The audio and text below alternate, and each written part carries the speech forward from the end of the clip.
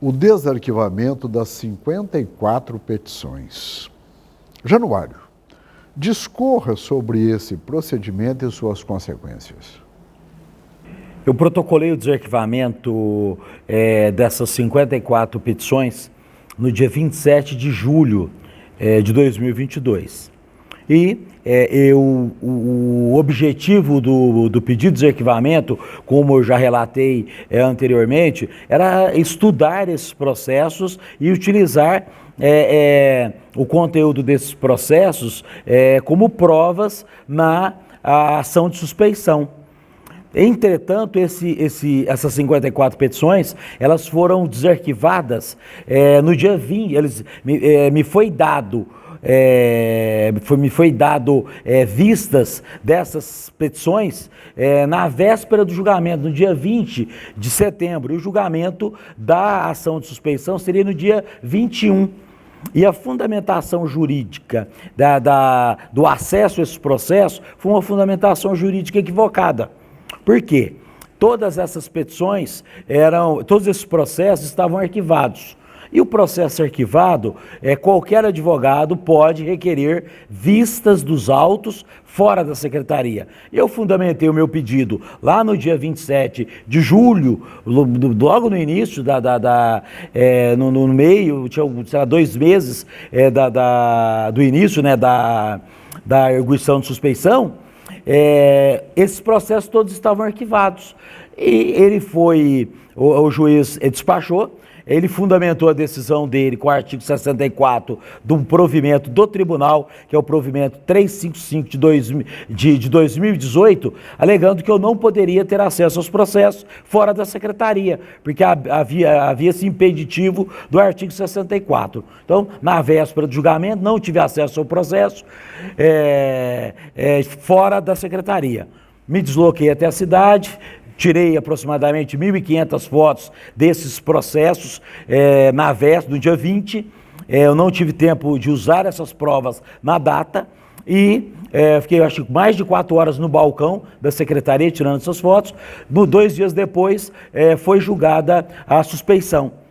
Foi julgado improcedente com um fundamento básico de que dentro do processo não havia sido identificada nenhuma razão concreta que pudesse confirmar a parcialidade do juiz. Acho que o termo usado foi: não há nenhum ato concreto dentro do processo que caracterize a parcialidade do juiz. Esse processo tinha 7.500 folhas, esse primeiro processo de suspeição.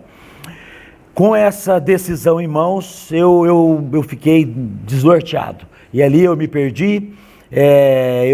Naquele momento, foi o momento mais difícil que eu enfrentei nesses 10 meses. Eu não tenho dúvida nenhuma. Naquele momento, eu pensei desistir de tudo. Na verdade, não. Naquele momento, eu pensei no autoextermínio. Eu me desesperei, a minha família percebeu que eu não estava bem, que eu perdi a esperança completamente. Mas por que uma medida tão extrema? Por que um pensamento de uma medida tão extrema, Januário? Eu tenho uma filosofia que é o seguinte: entre a minha vida e a minha honra, eu prefiro perder a minha vida. E se naquele momento eu desistisse, eu não teria mais honra, eu não poderia advogar lá. Então eu tomei essa decisão naquele momento. Eu fui convencido pelos meus familiares, eu fui convencido por um amigo da família que aquilo ali não era o caminho. E eu me comprometi com eles que eu não faria nada de errado. Não que eu cheguei para eles e disse: eu vou tirar a minha vida. Mas eles perceberam que eu estava totalmente arrasado. E eu me comprometi com eles que não faria nada de errado. Eu me recolhi, fui tomar banho. E quando eu estava tomando banho, eu tive a minha primeira inspiração. Eu não sei de onde veio essa inspiração. Eu pensei o seguinte: como é que foi essa inspiração? Essa inspiração foi o seguinte: eu pensei, espera, se ele me cerceou o direito de ter acesso aos processos, e ele era parte ele era parte requerida do processo, que essas provas seriam usadas, ele quebrou, ele agora se inseriu no rol da suspeição de forma explícita, porque um dos tópicos da suspeição, que é um rol taxativo, é quando o juiz tem interesse pela causa. E se ele cerceou meu direito de produzir uma prova que seria usada contra ele, ele automaticamente ali produziu um elemento de interesse processual. Não comentei com ninguém, troquei de roupa, fui para o escritório, preparei uma petição.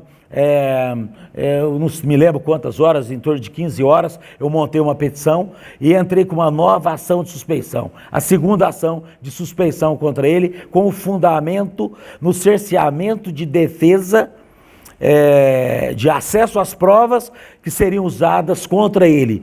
E ele utilizou um fundamento jurídico para me impedir o acesso às provas, que é o artigo 64 desse provimento 355, que não era aplicado, porque o artigo 333 me permitia ter acesso às provas fora do fórum. E eu protocolei essa nova suspeição contra ele. Alguns dias depois, ele manteve, ele não se declarou suspeito, e automaticamente nos dias seguintes eu entrei com mais 2 suspeições com fundamentos parecidos, porém mais bem fundamentadas juridicamente, mas o fundamento era o mesmo, o interesse processual. De qualquer maneira, você estava de volta ao campo de batalha, né? Arguição de suspeição, julgamento improcedente, novas suspeições.